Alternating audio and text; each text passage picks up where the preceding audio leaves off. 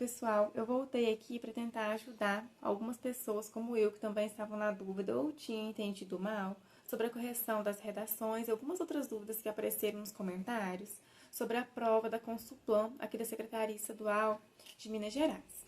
Eu vou fazer com óculos, mesmo dando esse reflexo horrível da luzinha aqui da frente, é porque senão eu não consigo ficar olhando para a luz porque ela me incomoda muito. Me dá dor de cabeça, enfim, não consigo. Mas sobre algumas dúvidas que surgiram, algumas pessoas até foram muito legais aqui no comentário e explicaram. E aí eu voltei no edital e conferi e consegui entender o seguinte. Para ter a redação corrigida, a gente tem sim que acertar 50% da prova objetiva, que é a prova de marcar. Mas além disso, a gente também não pode zerar os conhecimentos específicos, né, que são ali, eu acredito, além do conhecimento específico, tinha lá conhecimentos gerais, se não me engano. Então, ou seja, você não pode tirar zero em nenhuma das matérias, nem português, nem matemática, nem legislação e nem direitos humanos. Pelo menos na prova de língua, para professor de língua portuguesa, eram essas as partes que eu acredito que eram comuns a todos os professores. Para outros cargos, eu não sei se tinha algo a mais, como por exemplo informática, que eu acho que pode ter sido cobrado para a ATB, alguma coisa do tipo. Eu não vou me estender nessa parte porque não me atentei a isso, porque eu não só fiz mesmo para professor, para PEP de português, tá? Para ter a redação corrigida, então você precisa acertar 50% das provas de múltipla escolha e, além disso, não pode zerar nenhum desses conhecimentos. Além disso, eles vão, depois da correção de todas as provas, de todo mundo que fez, eles vão separar, obviamente, pela ordem de quem acertou mais até quem acertou menos e vão divulgar provavelmente essa lista lá no site da Consulplan. Ainda eu acho que não tem uma data específica, mas deve ser logo após os recursos começarem a corrigir. Deve ser lá pela semana que vem, deve aparecer alguma coisa.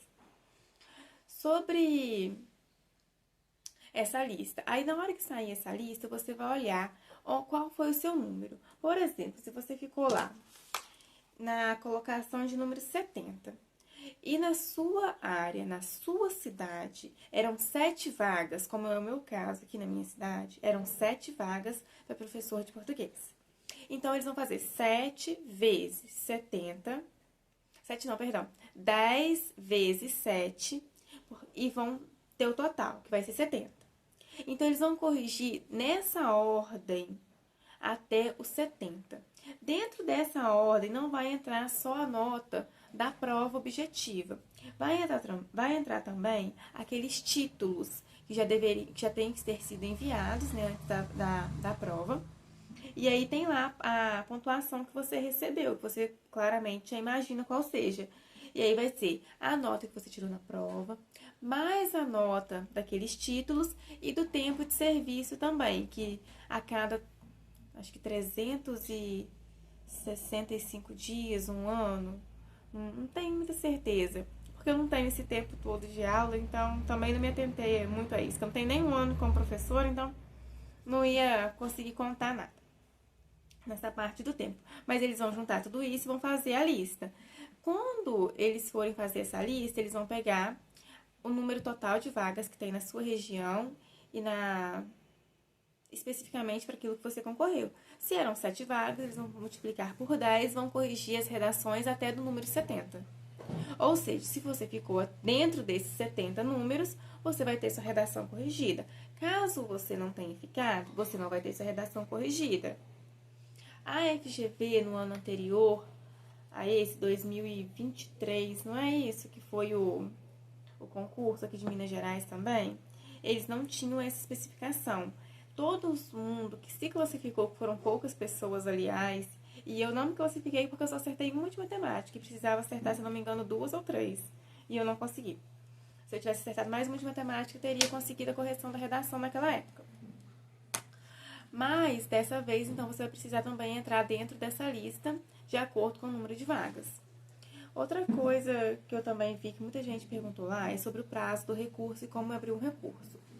Muitas vezes, esses recursos, quando são abertos, por exemplo, tem lá o cursinho que muita gente paga, compra apostila, e às vezes é presencial, às vezes é online. Esses cursinhos já costumam orientar os alunos a como abrir esses recursos. Não estou dizendo que você não precisa ou que não deve abrir o seu recurso. É claro que você deve, porque vai ajudar. Porque se ninguém abrir, não vai ser revista essa questão. Mas muitas vezes esses cursinhos já entram. Então, quando entra com recurso e ele é aceito, e se caso a questão for anulada, esse ponto não é só para a pessoa que entrou com recurso, não. Ele é um ponto geral. Se vai anular a questão que é lá de conhecimentos específicos de português, de língua portuguesa, de matemática, de história, vai contar para todo mundo que fez aquela mesma prova e respondeu aquela questão. Então, todo mundo vai ganhar aquele ponto caso ela seja anulada. Se o recurso, por exemplo, foi de uma questão que só caiu na prova do professor de língua portuguesa, do professor de história, é só para aqueles professores, para aquelas pessoas que fizeram aquela prova. O restante continua tendo a nota igual, cada um com o seu. Eu vi que algumas pessoas falaram que, não sei se é verdade, porque eu não vi isso, mas algumas pessoas comentaram que, por exemplo, no gabarito de cor azul, tinha, por exemplo, a marcação da questão. Não lembro agora a questão. A pessoa chegou a comentar aqui pra mim qual que era, mas eu não tô lembrada. Porque também não era de língua portuguesa, era de uma outra. De um outro cargo. Mas acontece que em uma prova eles colocaram um gabarito marcando uma letra, em outra prova a letra era outra, diferente a resposta. Então, e não estava na ordem diferente, a resposta era a mesma, mas eles marcaram, cada um marcou uma coisa, entendeu? Não sei se foi um erro deles, e se foi, eles com certeza vão corrigir. E aí a gente precisa aguardar o gabarito oficial. O gabarito oficial deve sair lá pela semana que vem. Eu acho que não deve demorar muito, logo após a entrada dos recursos, libera rapidinho.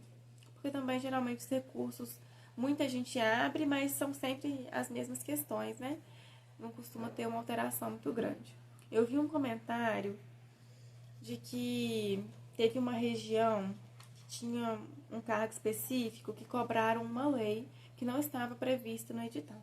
Se isso aconteceu, eles provavelmente, não vamos dizer com certeza, né? A gente não sabe ainda, porque a gente não viu a resposta, mas provavelmente eles cobraram algo que não estava no edital, cabe o recurso e cabe a anulação dessas questões.